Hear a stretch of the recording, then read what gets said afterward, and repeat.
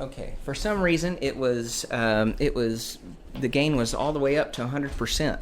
And if you know anything about audio or audio channels, I mean, that's just like turning up the volume on full blast on 100 on your car. I mean, unless there's a really good song and you got a deaf person riding as a passenger, that might be a good reason to have your volume on your car at 100. But by and large, there's just really no good reason to have your volume at 100. Same thing with the microphone.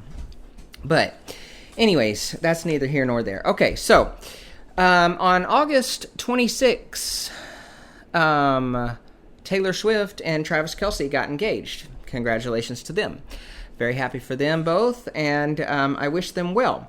Now, Taylor Swift is 35 years old, okay? 35 years old.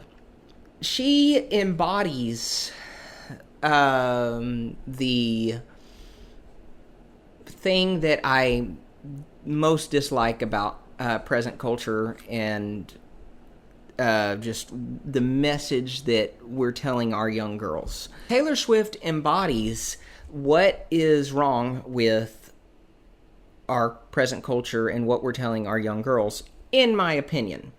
It's nothing against her personally, and I don't think that she really had any intentions of being the role model that she is. It was just a byproduct of just her fame and her fortune and everything. But here's where I'm at. Present culture tells young girls, be the popular girl, take care of your body, make sure that your that your summer body, your bikini body is ready at all times, and go to college, go to a 4-year degree school, like a big university, and go to a 4-year university, get in a sorority, play the game, do all the college things, have the little experiences and all these things, and make sure that you're in the popular crowd, go to parties, start drinking, live wild, party all night, wake up in someone else's bed where you don't know who they are or how you got there, who brought you home, all these things. Do that while at the same time making sure you pursue your education and make sure you get a bachelor's degree, but even better if you're able to get a master's degree or even beyond, and then continue to date around and get on the apps and get your career in full gear, and then when you're about 29, but more ideally maybe 30, 31, then you can settle down, find a nice guy, and get married and have children. Right? In other words, marriage and starting a family is the capstone. Once you have all your degrees and all of your career all in gear and got momentum going on that, then you can start a family, settle down, and grow up and do the other things. Okay? I just cringe at that, and who knows why God does certain things, right? God talks about how, my thoughts are not your thoughts, and my ways are not your ways, okay? And I honestly, I really believe that one day, probably sooner than I think, but one day I will have a daughter. I really believe that. But for right now, I don't. And in a strange way, I think it's probably God protecting me, because I mean, if I had a daughter, I would be so, like, not protective, but I would just really, really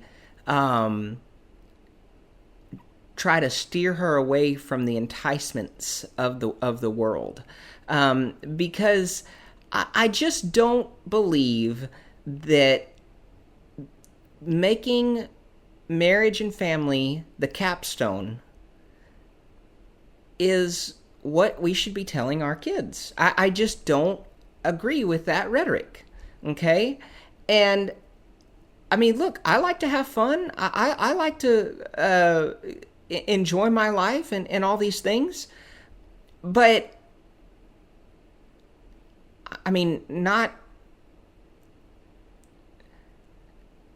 to the point where I'm willing to get a disease I can't shake.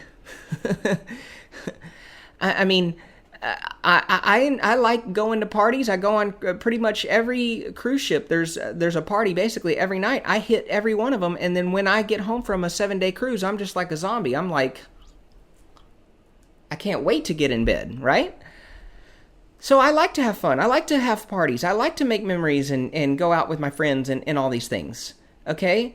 But not at the expense of taking some substance that someone gave me and losing my life over it. You know, there's a story. Maybe I'll post the news article here, but there was a story couple months ago, maybe years ago, but this guy was going to the nightclubs, trying to have fun, trying to be, liked and be accepted and all these things. He somebody gave him some cocaine, and he's not a drug addict or anybody that would be. He's just having fun. He's just blowing off steam. Not I mean, in his mind, he's like, hey man, I'm at the nightclub. I'm just wanna just do a few lines of coke to enjoy myself and cut loose and have fun. I mean, why not? And so he goes to the bathroom and does it. And then 5-6 minutes later, he's turning blue. He's dead. And he got a text on his phone, an unread text. When the police found him, they found an unread text from his buddy that gave him the stuff. He said, "Don't take the drugs. It's laced with fentanyl." But of course, it was too late. And that's prime example of why not only do I think, am I just being an old geezer? Oh man, you're just an old head mentality. You just don't know how to fun. You just don't want anybody. It's like, no, like it's not because I'm an old head. I'm an old geezer. I don't want to have to bury my kids. I mean, am I out of pocket for not wanting to go to my kid's funeral? I mean, my God. And a lot of people don't realize how serious this issue. That is just one story. But if there's one story that's caught by the mainstream media, there's about 1,000 others that are just oh yeah, overdose on fentanyl. Who cares? And yet I'm the bully because I don't know how to fun. I'm out of touch.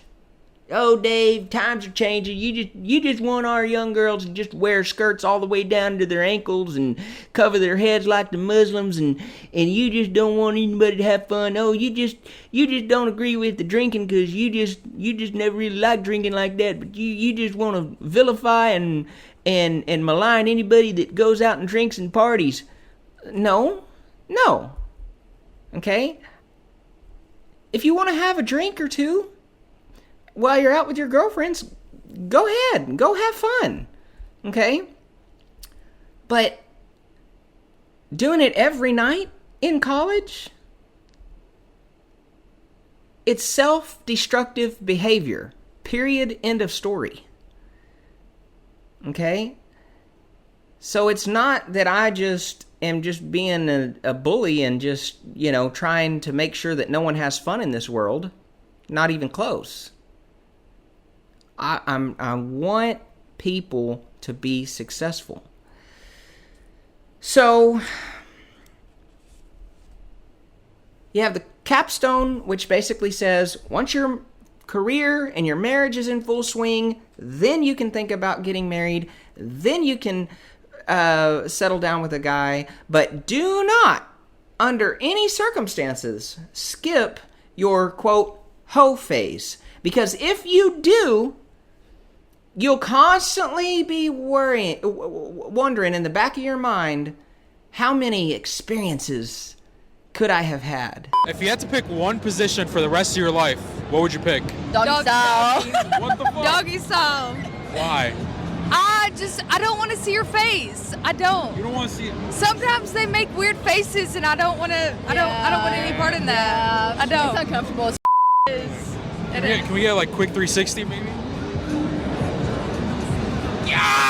How do I know that the guy that I fell in love with is really meeting my needs in the bedroom?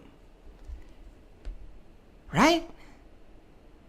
And the only way to know that is to knock down this one, and this one, and this one, and this one, and this one. And just the whole time, just make sure you're crossing your fingers as you're doing this, because you don't want to get pregnant and you don't want to get a disease you can't shake. But the risks are totally irrelevant when it comes to the reward that you get from knocking down this one, and this one, and this one. And then, once you have a cluster of this guy is good and that guy is bad and this guy is good, then you know you can predict and chart what kind of guy you need to meet your need in the bedroom. Because if you get married young, if you actually have the audacity and the gall to believe that you should only show the innermost parts of yourself to someone who truly loves you and truly cares about you, then who knows if you will ever, ever, ever have real fulfillment. That's what we're telling our young girls. And I'm over here sitting there, on the sidelines thinking,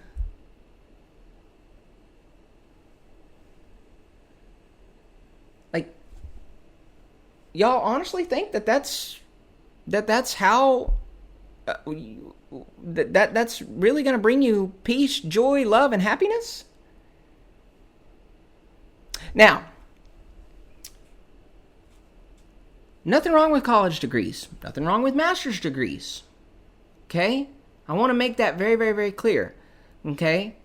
But it's not the only path to success, number one. And number two, I don't know. Just candidly speaking, plain, straightforward with you, I just don't feel like it is a good idea to waste away the best childbearing years on something that is so futile. You don't get to press reset in this world. I think you've heard me say that before, but you don't get to press reset. At the end of your life, you can't say, well, you know what? Let me go back 10 years because I want to do this over. I kind of did it in an order that I don't think is right. You don't get to press reset, okay? When your childbearing years, your biological clock runs out, there ain't nothing you can do. Now, by the grace of God and the fact that we live in 2025, we have modern medicine, and I think that's great.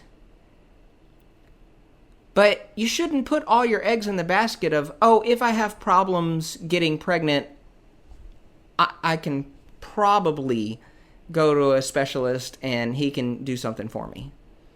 Okay? That's like saying, well, I see that the plane is running out of fuel, but we really need to make it to Dallas and we're only in Houston. Let's just see, just for grins, if we have enough fuel in the plane to touch down. Running out of fuel as the plane comes down is not a good idea. I mean, are y'all tracking with me? Are you getting it? So that's what I think about the rhetoric for young women and how that ties into Taylor Swift. If you didn't catch it, she's 35 years old and she's just now getting engaged. Okay. And so many people look at her and idolize her and say, yes, that is what I want for myself. And I just think that people that really look at her think, yes, that's what I want. I want to have, a private jet and millions of dollars and be rich and famous and have my career and be just a girl boss. I'm going to girl boss it up. I don't need no man. And once I've made my own money and I have my own career and I've been successful, then I can worry about finding someone to settle down with. And here is the bottom line. And this is what I really want people to take away. It is better for you to marry and settle down with Mr. Okay or Mr. Right rather than wait 10 years hoping that Mr. Perfect comes along.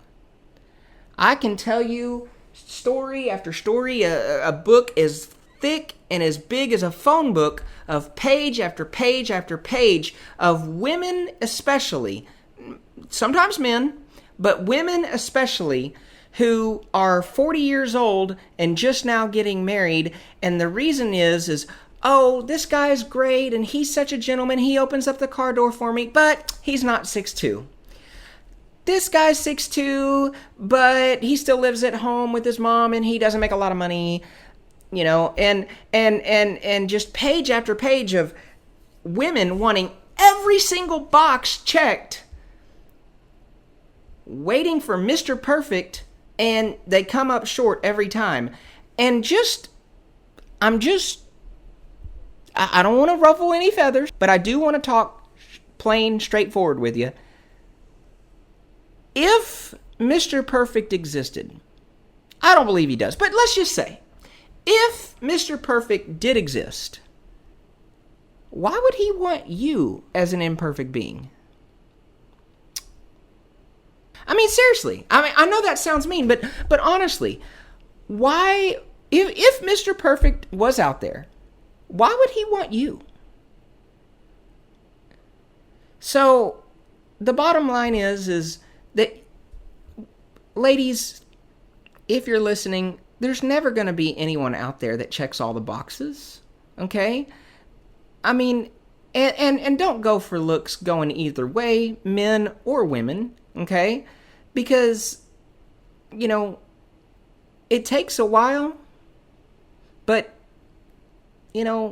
after a while, gravity starts to take its effect. And yes, even me, I can already see the beginning workings of gravity taking its effect on me, a 33-year-old man.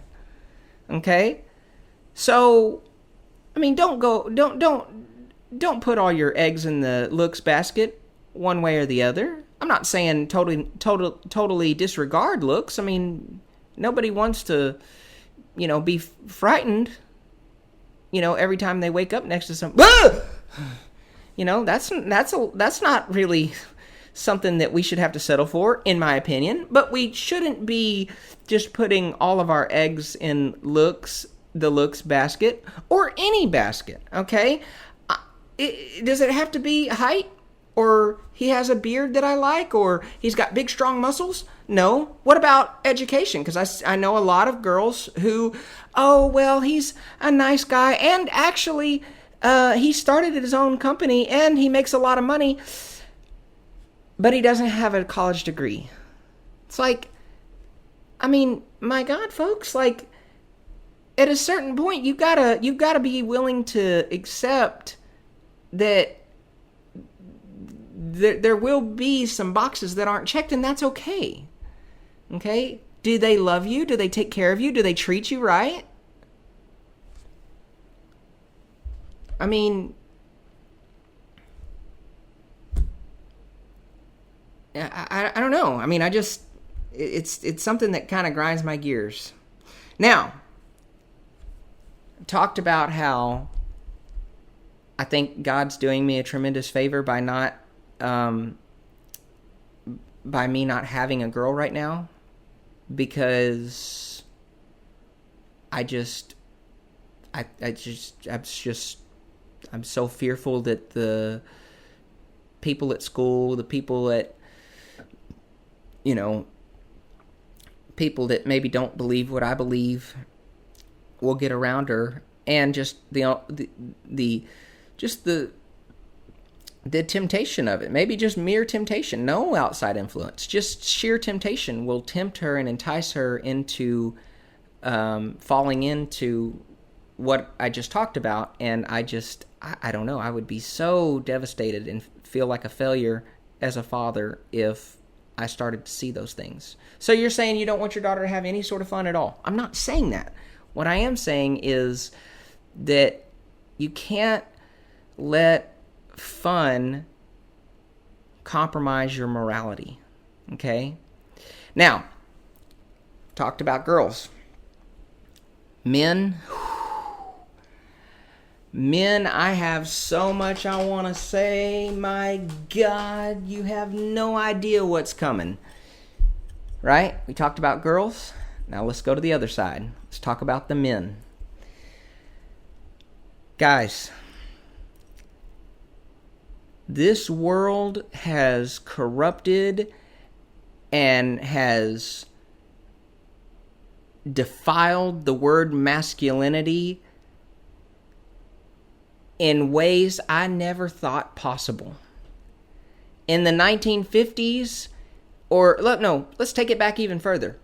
In the 1930s, if you asked someone what masculinity was, they would tell you, boom, without a doubt, masculinity is doing the hard thing even though you'd rather take the easy way out. Let me say it again. Masculinity is doing the hard things even though you want to take the easy way out. But now, 80 years later, masculinity means something completely different. Now, masculinity means doing whatever, with whoever, whenever. And you are nothing but a straight-laced goody two-shoes if you are in opposition to that. That's what masculinity means in 2025. And there's not a whole lot of good news, but there's a little bit of it. And that is that there is a certain concerted effort to push back on Andrew Tate and the alpha male rhetoric that he pushes. Okay?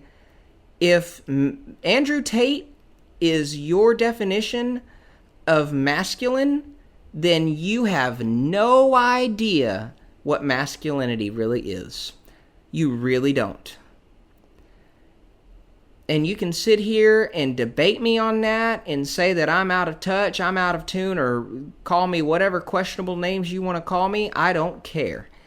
Andrew Tate is the most unmasculine, immature, childish human being I have ever met. The reason I say that is because in his world, women are nothing but handmaids and slaves to their male counterparts. They are only good for cooking, cleaning, and sex. That's all they're good for, and they have absolutely no contribution other than that. And I think that's personally offensive to someone like me who, through all my growing up, my mom was the breadwinner in our house. My mom is a CPA. She's a published author. She makes more than $500,000 a year. And she's built a great life for herself by going to work, sitting in traffic, pulling herself up by her bootstraps, and taking crap from a boss that didn't give two craps about her. Day in and day out, year after year, she did this because she loved her family and she loved her marriage and she loved her kids.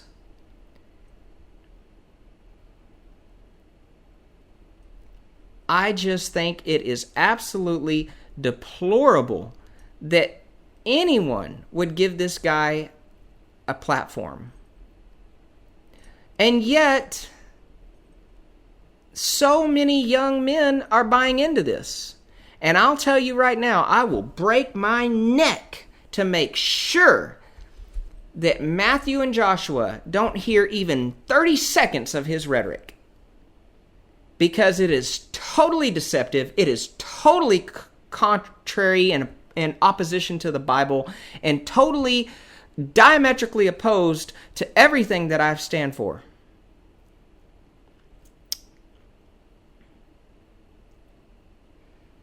Real masculinity is built on character, sacrifice, and leadership through servanthood. Leading by example. Instead of knocking down this girl and taking advantage of this one and advantage of this one and pressuring her to do things that she doesn't want to do and pressuring her and her and her and her, instead of knocking down all these girls, how about let's treat our young women with respect and dignity? Something that's packaged to our men and women today is basically... Okay, well, define love. Oh, that's easy. Love is when someone does everything for you and they just wait on you hand and foot, and they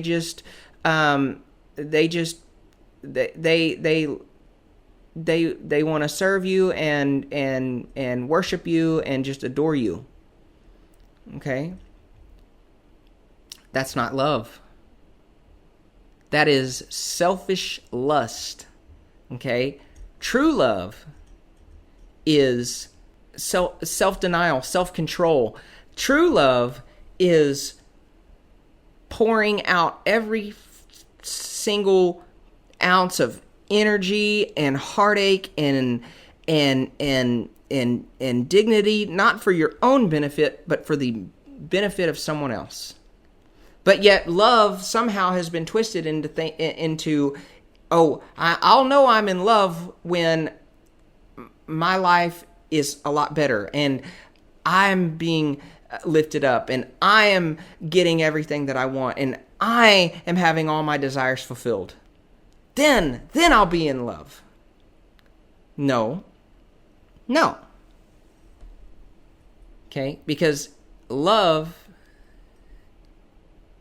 in its pure, unadulterated form, is unselfishly laying your own desires, your own needs, your own wants down for the betterment of the person that you care about. That's what true love is. Andrew Tate says, marriage and fatherhood are traps built to give women everything that they want in this life while you get nothing.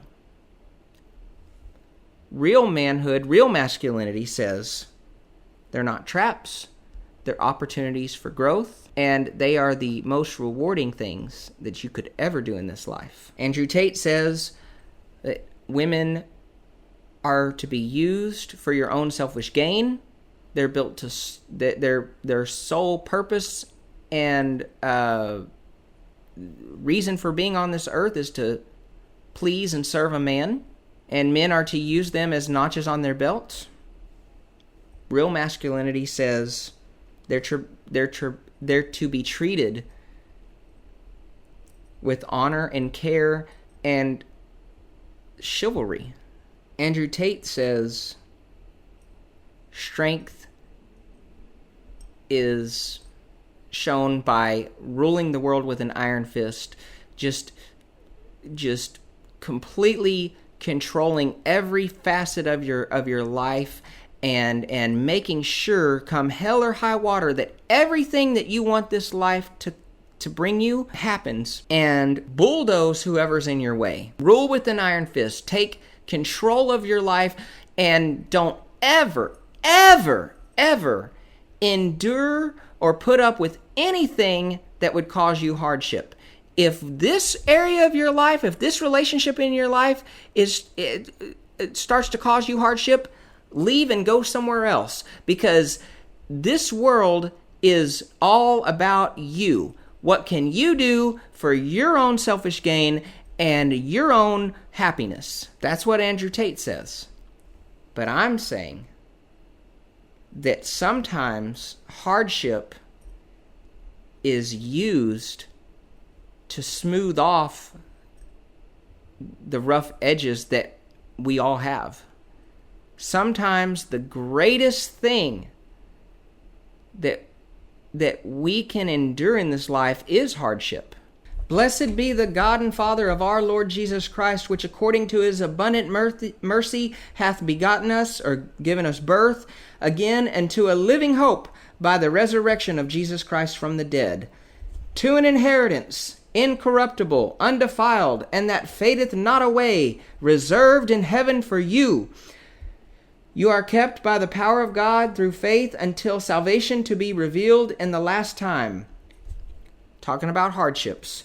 Wherein ye greatly rejoice, though now for a season, if need be, you are in heaviness through manifold trials or temptations, that the trial of your faith, being much more precious than that of gold that perisheth, though it be tried with fire, might be found unto the praise and honor and glory at the appearing of Jesus Christ, whom having not seen ye love, in whom though now you see him not, yet believing ye rejoice with glory and joy unspeakable, receiving at the end of your faith even the salvation of your souls. Now listen to what Peter's saying. You greatly rejoice because now for a season, if need be, you are in heaviness through manifold trials or temptation. Now who would want to rejoice over trials or temptations? That the trial of your faith, being much more precious than that of gold that perisheth, though it be tried with fire, might be found unto praise and honor and glory at the appearing in Jesus Christ. And this is what I love. If you endure, at the end of your faith, you receive even the salvation of your souls.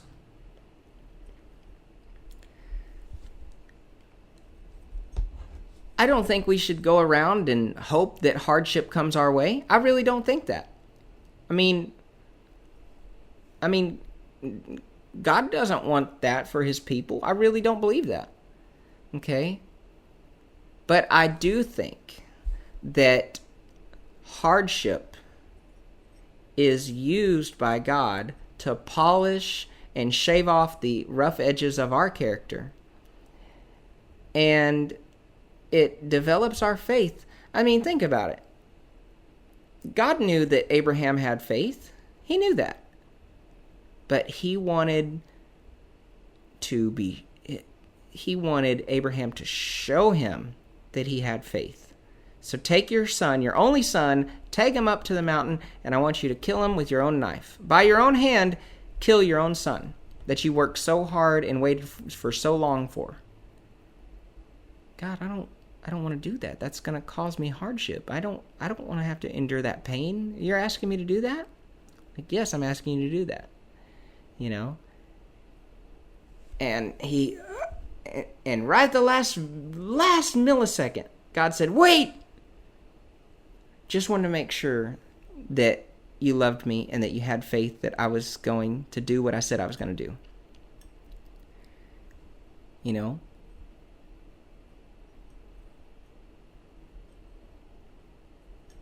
You know, I think about Job. The devil came to God and said, hey, I know Job's a good man, but let me send this on him. Let me put this on him, and he'll curse you to your face.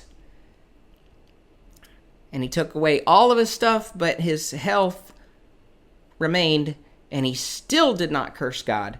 And the devil said, okay, yeah. But if I am allowed to hurt him, if I can cause him physical pain and sickness and disease, and if I put that on him, then he'll curse you to your face. And God said, okay, let's see. And the devil put all sorts of ailment and boils and aches and pains and heartache and physical pain and suffering and agony. And Job said, I'm gonna write it with an iron pen. I know my body is suffering. I know I have aches and pains. I know that it's dark all about me, but I know that my Redeemer lives. Andrew Tate says, avoid hardship. The Bible says, embrace hardship, because your faith will end up being worth more than gold. Guys, I'm telling you, today Matthew turned 6, and I'm just being honest with you. I just he is just on a bullet train, a freight train towards teenager age and young adulthood. And golly, I look at the way the world is going now, and my God, man, I am just so just, there's just so much that I wish that I could keep from him, because there's just a whole world out there that's just screaming at the top of its lungs, if it feels good, do it. And I just so much want to just take my boys and just hide them under my wings, because I know the heartache and suffering that is caused by self-destructive behavior. Anyways, that's all I have for you. We will see you next time, folks.